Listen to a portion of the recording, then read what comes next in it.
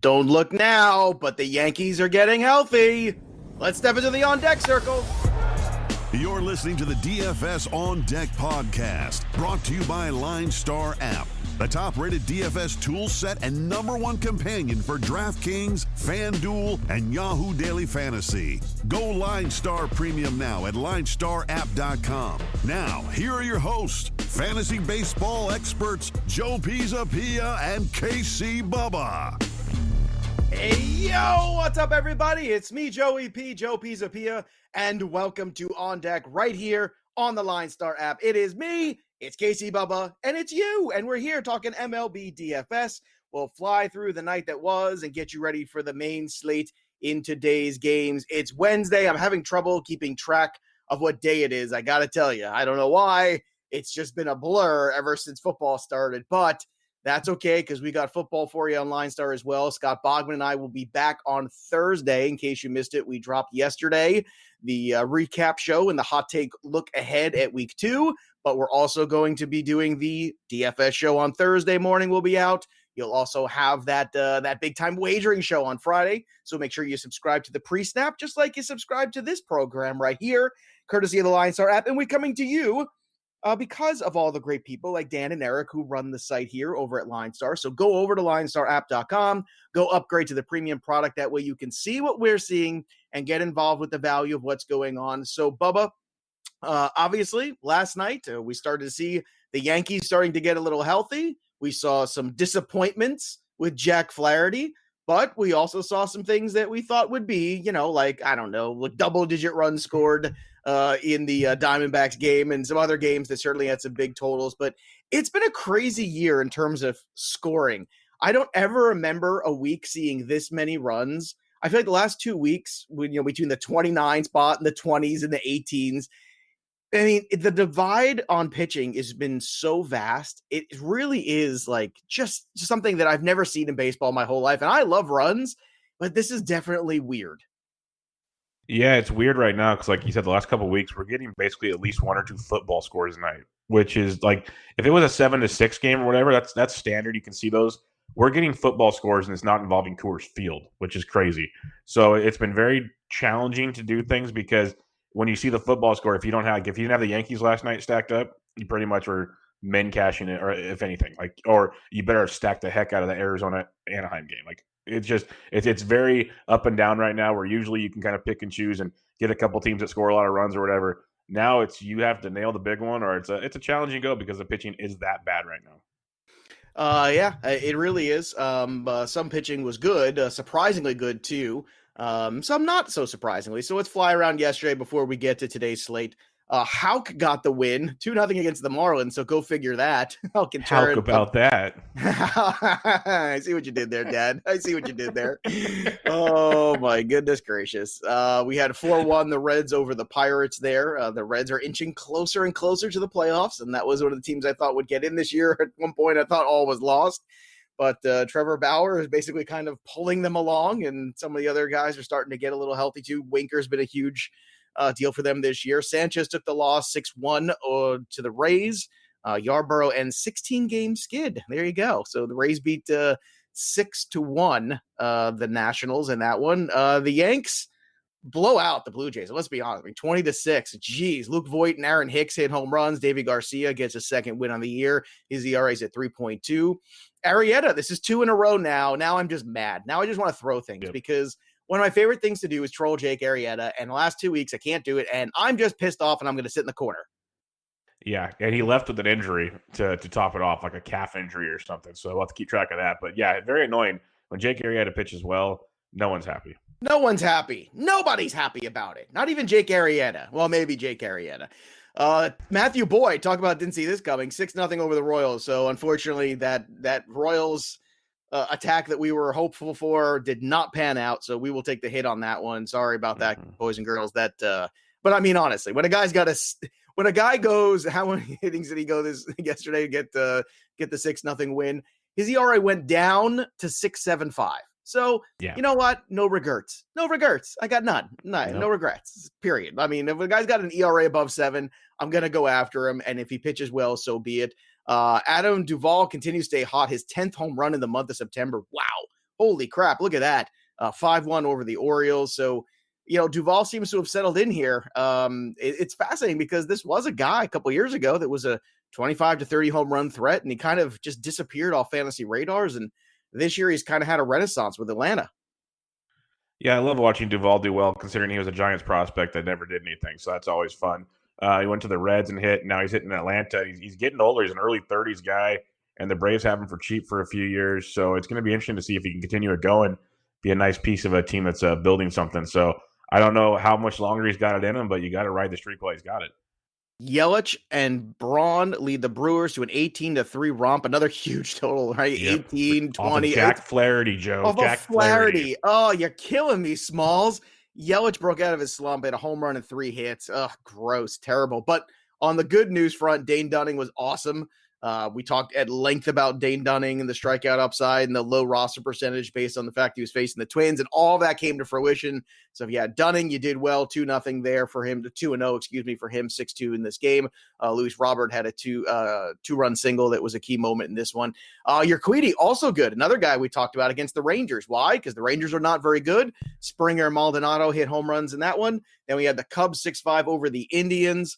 I still can't, whenever I see Oliver Perez's name in something, I always give pause because I just can't believe that guy is still in the league. I just can't believe He's the Jesse Orosco of the New York. Oh, dang. Bite your tongue. Do not ever mention Jesse Orosco in the same name. Jesse Orosco saved so many big moments. I'm referring to pitching for like 25 years. I don't care. All right, let's move on before I Google mine. The Rockies. Last team's Millage. Okay, now I'm back. All right, thank you. That was a tough one there for a second. The Rockies 3-1 over the A's. That was a huge disappointment in terms of total. Zach Davies was also a disappointment there, but Gonsolin, I got to give him credit. That guy's really pitched great. I preferred the Davies side of this one, but if you had Gonsolin, it was the right call. 1.51 ERA for him. Again, it's just amazing how the Dodgers can just keep pulling up these guys, and it seems like out of thin air, and they just can. And I don't think he's got the minor league track record to sustain it, and that's what I was kind of waiting for the shoe to drop. But so far, all he's doing is dropping ERA. And of course, we had 17 runs, as I alluded to earlier, between the D-backs and Angels. D-backs had a 7-run lead at one point in this one. They blew that. So Madison Bumgarner did not factor into the decision. Now, today, Bubba, things are wacky yet again because of all the games and times. And you got like a 1 o'clock, a 3 o'clock, a 4 o'clock, a 5 o'clock. So basically, if you want to do the 6 o'clock games on FanDuel, you have to be playing the all day in order to do that, or you have to be playing the day slate in order to do that today, correct? Yep, that's the only way you can do it. And DraftKings, I don't think offers it at all. But if you want to do it on FanDuel, you have to play the all-day slate. So it incorporates some other games I don't really care for at all. Yeah. All right. So let's basically just isolate tonight. Let's start with the 7 o'clock games over on FanDuel on DK. For once, we're all like kind of on the same page here. So let's start with the Blue Jays. And there's a fun night here because we got some big names on the slate in terms of pitchers. We've got some big offensive potential as well. So Tanner Roark, 7.5 over on FanDuel. Against Garrett Cole at 9.9. Cole was much better his last start. So I guess here is the, I think I got the price. That's the DK price for those guys. My apologies there. So 9.9 for him on DK on FanDuel. Let's get it up there. There it is. 11.5 and 5.9 for Tanner Roark. So 11.5, very expensive over on FanDuel in the single pitcher slate. However, 9.9, it's kind of reasonable for Garrett Cole. I understand the Blue Jays are good, but Garrett Cole was better his last time out. So maybe it was just like a hiccup. Maybe it was working through a little dead arm period. I don't know. But I don't know. The discount on Cole is really tempting tonight, especially when you're starting to add some bats that are getting hot, like Aaron Hicks is hitting the ball well. Stanton's back in that lineup. Things are starting to tick up for the Yankees, and I kind of want to jump on the bandwagon. Yeah, it's a good bandwagon to get on right about now. Garrett Cole at 9.9 on DK is a phenomenal price tag. We'll talk about some other arms that are a little more expensive and cheaper, but he's still striking guys out, 7 or more Ks in 4 straight. He's facing a Jays team he can strike out. The velocity's fine. If you look at all of his underlying numbers, they're almost in line to just slightly off from previous seasons. He's just run into a couple home runs more than normal. So that happens, especially this season where the ball's flying again. So Cole at 9.9, I think is a great price tag if you don't want to pay all the way up, which you might want to tonight, but 9.9 very doable. Yeah, I think that's definitely the way to go here. All right, so let's also look at some of the pricing here that is surprising. I'm going to use that term. Aaron Hicks is just 3.7. What a tremendous value on DK he is. Usually everybody's very expensive there. The rest of this lineup is, pretty much 4-4 and above. Torres is at 4-3. On the FanDuel side of things, Hicks is just 3K. If he's going to keep it in a 3-hole ahead of Stanton, that's a good spot for him. I would definitely roll there. Feel good about LeMahieu against Rourke. Rourke's one of these pitch to contact kind of dudes, so he's very hittable. I think this is a good one here, and I think there will be a lot less heat on Garrett Cole than normal. Do you believe that on FanDuel you feel confident enough with him when Degrom is on the exact same slate, basically at the same price? Yeah, I'll take Jacob Degrom. That's what I think. I hate to do it. When they're that close in price, it's Degrom. Yeah. I agree. But on DK, I think I like the discount enough to take that. Speaking of Jacob Degrom, he is 11.7. So only a $200 difference between him and Cole. He's facing Zach Wheeler. We'll see if he can put his pants on for this one and get right. But that was just the funniest thing. Who injures themselves putting on pants? Like what? It's almost as good as when Sammy Sosa injured his back sneezing. So it's well, that I can understand. Like I've held in sneezes sometimes and like tweak something a little bit. It's like that I can. We'll get started putting their pants on. What? Hey, apparently he doesn't put them on one leg at a time. Like we do, Joe. Jacob Degrom 10.4 on DK. Zach Wheeler is at 9K on FanDuel, as we were saying, 11.7 for Degrom, 9.6 for Wheeler. So, do you go for any offense in this one at all? Or do you actually think there's any potential here in tournaments with the oppo play of Zach Wheeler? Because, the Mets, whenever they see DeGrom, they decide to take the bats, put them back into the clubhouse, and don't actually score runs. Yeah, see, that's the fun argument here. On FanDuel, I want to pay for DeGrom in cash, roll with it. I see the Wheeler appeal, though. Even on FanDuel, I don't mind it at 96. On DK at 9K, I think it's a great GPP-type play because we know his floor is pretty strong. This Mets team, like you said, their bats go away for DeGrom, and Wheeler's actually been pretty good. You're getting a nice discount, even off of guys like Cole. You're going to want to pay for bats tonight. Wheeler and another guy that's priced right next to him, we'll talk about at the end of the slate, are both going to be super low owned with those other big options above. So GPP-wise, Wheeler becomes a very strong play. Yeah, I'm in agreement with, but I'm going to fade this game completely offensively. I don't want anything to do with it. I'm with you as well. It's just, and look, and maybe it hits, that's fine, but that is such a, that's such an anomaly there. This one feels like a 3-1 or 4-2 kind of a game. And it's just, with those guys on the mound who are capable of going out there and pitching obviously very well, you're going to move away from that. Brady Singer's at 8K over on FanDuel against Tariq Skubal at 6.4. Over on the DK side of things, Brady Singer 6.2, very cheap against Skubal 6.5. Any love for Singer tonight as a tournament play on FanDuel or potentially as a secondary arm on DK? More so as a secondary arm on DK. I'm still not in love with it. It's been a rocky road for Singer, but if you really dig into his overall schedule, he's faced the White Sox twice and the Twins 3 times. That's not going to help your overall numbers out as a young kid. But he's faced Cleveland, pitched well against them. Detroit, you obviously have a lot of swing and miss. I like Detroit's bats if you need value tonight, like one-offs or maybe two-man stacks to fit in higher-priced options. At the same time, on a two-picture site like DraftKings, Singer is an option for an SB2, not my top SB2, but he's in play. All right. Anything else from this game that kind of piques your interest? Yeah, just the value bats. Like Candelario still swinging a good. Goodrum's that was the only guy from. That's what I figured you were talking about when you talking about value bats. Candelario. Pretty much, he's cheap on both sides. All right, there you have it. What about 3.9K on FanDuel? On DraftKings for Mondesi? I still could go there. Yes, as shortstop, it's a weird position. Like you have to pay up for the big boys, or there's not a lot else there. So I do like Mondesi if you want to save some cash at shortstop. And Oliveras is 2.1, by the way, too, on DK. Super cheap. So there's value to be had in this game. I just wouldn't go all in on this game. All right, don't adjust your TV screens because Cole Hamels is pitching. What? What? Holy crap. Yep. Things I also thought I'd never see in 2020 on my bingo board. Cole Hamels pitching was one of them. I did not see that coming. So there you have it. So Cole Hamels going to pitch against Keegan Aiken. I mean, I'm not going to go there. I want nothing to do with it. But against the lefty, certainly there's some value here to be had.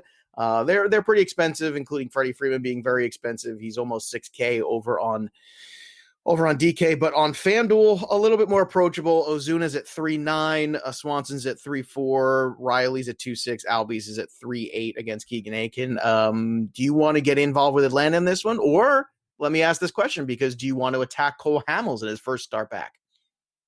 I kind of want to attack Cole Hamels, to be honest. I thought you might say that. I don't know how long he's going to go for the game, so that kind of makes it interesting of how you're going to set your lineup up with the bullpen after that. But I'll face that when we get there. I like to attack Cole Hamels. I don't mind attacking Aiken either, so I think there's offense to be had in this game. But yes, the Orioles are definitely on play, especially guys like Mountcastle. I was just going to say Mountcastle Nunez is and great. whatnot. Mountcastle is 3.3 on DK, 3.7 for Nunez. On FanDuel, Mountcastle's 3.6. Nunez is just 2.8. That's definitely a good spot there. And I'm with Bubba. I think those are the two guys. Mountcastle's looked really good.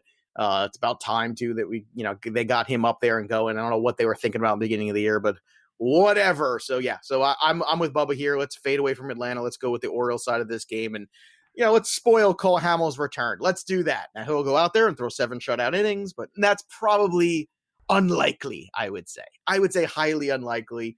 But yeah, Mountcastle, Nunez, that's the best values there. Maybe Hanser Alberto, too, at the top of the order, 2.9 over on FanDuel. Not a bad value also. It's funny to me how some of the guys at the very top of the order get extreme discounts. We've seen it all year with Cesar Hernandez at the top of the Indians lineup. It's always been like 2.7. We've seen it with some other teams where they even this next one, Tavares at 2.8. It seems like anybody at the top of certain orders that they view as a little bit weaker of an order, they tend to really discount the leadoff man, which is kind of funny because they're going to get an extra at bat or two potentially in a game. Kyle Gibson, 6.3 on FanDuel against Lance McCullers, 8.1 over on the FanDuel side. On DK, the price for McCullers is 7.8. Kyle Gibson's price doesn't matter. So, touche. Do we want to go right back here? Because we did it yesterday with your Queedy, and I got to tell you, I kind of want to go right back here, especially on DK. Holy crap, 7.5. What a tremendous value. Why would you even go to Brady Singer on as a secondary arm for 1,000 more? You could have McCullers, who's got way more strikeout upside, better win equity. Yeah, no, I'm 100% with you. McCullers, and people are going to see is, again, another guy, if people just read the numbers, they get scared. Look at his home road splits. He's been phenomenal at home, destroyed on the road all season. So he's back at home against a Texas team that strikes out a lot. I have no problem playing McCullers at 75 on DK as an SP2. I think it's a great play in that matchup. All right, on the DraftKings side here, you got Kyle Tucker at 4.2, Gurriel 3.9, Brantley 3.3. Springer's been hot. He's at 4.4. Him and Bregman, very expensive, 4.4, 4.8. Would you like to get involved in Houston here today as a pivot to maybe some other stacks that might be a little bit more popular? Because there's definitely some value, especially on FanDuel. Springer's at 3.6. Bregman's just 3.4. I mean, there's a lot of value here with this Houston game against Kyle Gibson, who's, again, pretty hittable. Yeah, I'd like to get in on this. Like on DK, you have Altuve at 3.4 and Brantley at 3.3, so you get the 2-3 hitters super cheap. You mentioned Tucker's affordable. Correa left the game hurt pretty good yesterday, so you might get a cheap shortstop as well. You can get some value with Houston, a team that should be getting it going soon. Bring it back with like a Springer or a Bregman. I don't mind that at all. All right, we're going to bring it back with Lucas Giolito at 9.6 tonight on FanDuel for the White Sox, taking on Jake Odorizzi at 6.5. This is another guy who's in the mix for sure. 10.2 though on DK for Giolito against the Twins. I don't know. See, I look at the Cole pricing and the Giolito pricing, and I don't know. I mean, I'd rather save a little money. What I think is a lineup that is a little bit easier of an out. And this is not a knock on Giolito. He's been excellent. But at the same time, I mean, you got to like the White Sox tonight too. And again, Odorizzi is a guy that will give up hits. We all know that. That's for sure. He has those moments where he is on, but overall, he is a guy that you could certainly attack. So how do you approach Giolito on the two slates tonight, if at all? I would play him on DraftKings as a GPP only if you want to be different from the Degrom Cole side of things. I agree. I'd rather have Cole or Degrom, but the ownership on Giolito is going to be extremely low compared to those other two guys. So I could go that angle. On FanDuel, he's a GPP play as well. $9,600 is a good price tag. Quite the drop off from Cole and Degrom. So I like that in a tournament to get the savings to get more bats. All right. I think that's a very good plan. All right, let's move on to the next one here. Aaron Savali, 8.6 against John Lester, 7.6. Lester was good his last time out, but again, it's just a disaster waiting to happen. 7.6 over on DK, Savali 8.6. So we got the exact same pricing on both sites, which hardly ever happens. Whenever it does, I always find that very, very interesting. So because two different salary structures, two different gameplay options, same salary is always wacky to me. So what does that mean to you? You want to go with Savali here? Is this the fade of all the fades, except for maybe McCullers, who's even cheaper? No, I'd stick with McCullers. Savali, we love him. He's been great to us this year. Cubs offense isn't great, but he's been kind of up and down the last few outings. I don't know if it's the pitch mix or what it is. I'd rather go to McCullers at home against the Rangers. Yeah, I can see that. I think that's probably the right pivot too. What question is there something to be said about tonight on DraftKings going though with Savali and McCullers as opposed to going up to the top of the board for somebody like Degrom or Cole or Giolito and down to another pitcher and kind of going with the the group mentality tonight as opposed to the star scrub mentality? I definitely could see that because you're going to want to get some bats. I could see McCullers and a different guy than Savali that we'll talk about, but I understand your argument. I don't disagree with it, but there's just someone that's closer in price that I prefer over Savali. It wasn't an argument. It was just a question. A friendly debate. It's not even a debate. It was just a question. It's an honest question because I can see the merit in both of those options. Yes. I get it. Yeah. In multi-entry, I think it's actually a really smart thing to do is even if you're going to do 2 entries into a tournament, have one that's got Degrom and a lesser pitcher, and then have one that's got maybe that 2 of the mid-level guys, the Savali McCullers grouping, and attack it that way and see which one pans out. I think that's personally how I would go here. All right. So again, offensively, when you have 2 pitchers who have pitched relatively well this year, it's kind of tough to find offense. Do you find any offense appealing in this one to you? It's tricky because very inconsistent. Lindor had a big night last night, but yeah, I'm just probably going to fade this game. I guess you could go Franmil. He's affordable at 2,900 on FanDuel. Facing Leicester is always pretty nice, but overall, I'm not a huge fan of this game for the offense. Okay. Moving on here, Caleb Smith, 5.8K on DK against Dylan Bundy at 9-1. On the FanDuel side of this game, we've got Caleb Smith at 6.9, Dylan Bundy at 9.8. Very expensive here. So what is your trust factor with Dylan Bundy tonight against Arizona? I like him quite a bit, but I prefer him on DraftKings because if you can get Giolito about the same price on FanDuel, give me Giolito. But on DraftKings, the Bundy-Wheeler duo is going to be basically overlooked tonight with the guys priced above him or go down to McCullers, Savali like you talked about. So if you want to go with a Bundy or a Wheeler and a McCullers or something, I'm a big fan of that in this matchup tonight. It feels with all these pitchers on tonight as we're finishing up here, it definitely has the feeling like this is a night to pay way more attention than we pay attention to pitching anyway. Obviously, that's usually the main focus of trying to get that right, especially this year. But it feels kind of like you have to get that right and there isn't a lot of offense. We're like, oh yeah, I love this game. And we talked about the White Sox, we talked about 1 or 2 other ones, talked about Houston. I mean, it's not like Colorado's in play. It's not like Buffalo's in play. It's not like, the Yankees are obviously somewhere we want to go, but there's value with the Orioles tonight. There's certainly some value in some other spots as well. I kind of feel like it's more like go out there, get your strikeouts, get your win, make sure you solidify that because the offense is doable. Is that kind of the feeling you're getting on tonight too? Yeah, that's exactly what I'm thinking. Make sure you nail your pitching. There's offensive ways to target the offense tonight. So definitely the similar thought process as you. All right, last one here. Drew Smiley going against Leger Nous Sommes. We're going to try this again. I just think they keep giving me that. Oh, but that's not even on FanDuel. You can't even play that one, or can we? We can play it on DK. It's on there. It is on there. It's on there. It's because so it's going to be – what happened is they got smoked out in Seattle because the conditions are ridiculous up there. Listen to us. Listen to the stupid things that come out of our mouths nowadays. So they flew to San Francisco. They're playing in San Francisco, but Seattle's the home team. They're going to play tonight and tomorrow afternoon. It's Drew Smiley versus Newsom, I believe. Or I've seen Drew Smiley versus Newsom or Drew Smiley versus Margin Vicious. All I know is Drew Smiley's pitching for sure. Okay, so regardless of who's pitching for the Mariners, we back in here as usual with the San Francisco Giants. Yes, I'm all aboard that train as the visitors tonight in their home ballpark. I'm a big fan of that. Hopefully it's Margin Vicious because you can get value with guys like Darren Ruff, Mauricio Dubon in the outfield, Austin Slater's there. There's a lot to like with the Giants bats tonight. And honestly, on DraftKings with Smiley at 71, he's also a puntable pitcher if you need one. All right, there you have it. So it's that time again, boys and girls. It's time to call our shot. Bubba and I are going to give somebody a chance to win some free stuff. So head over to LineStar App over on Twitter and LineStar MLB. Follow us there, retweet this segment, and reply with your home run call, and you can win some free swag if your person goes yard. So Bubba, I'm going to let you go first today. Who's your pick to click? Who is leaving the yard tonight?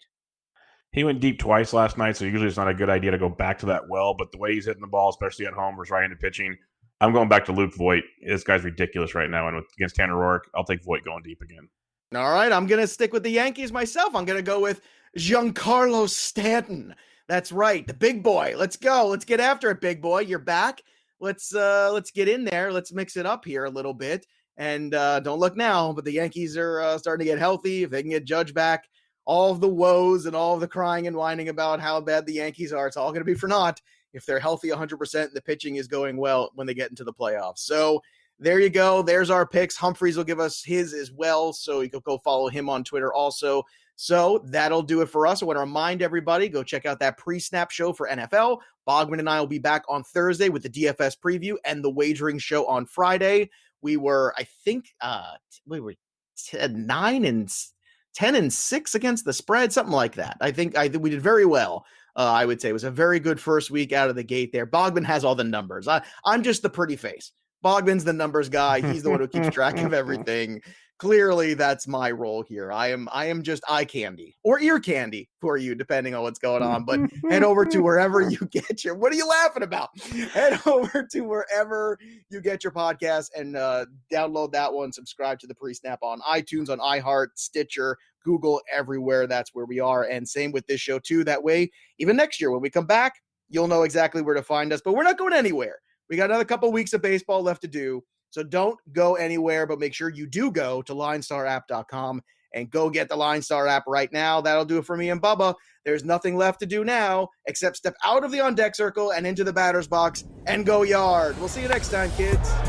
You've been listening to the DFS On Deck podcast, brought to you by LineStar. Hit subscribe, tell a friend, and stay tuned for the next episode from fantasy baseball experts Joe Pisapia and KC Bubba.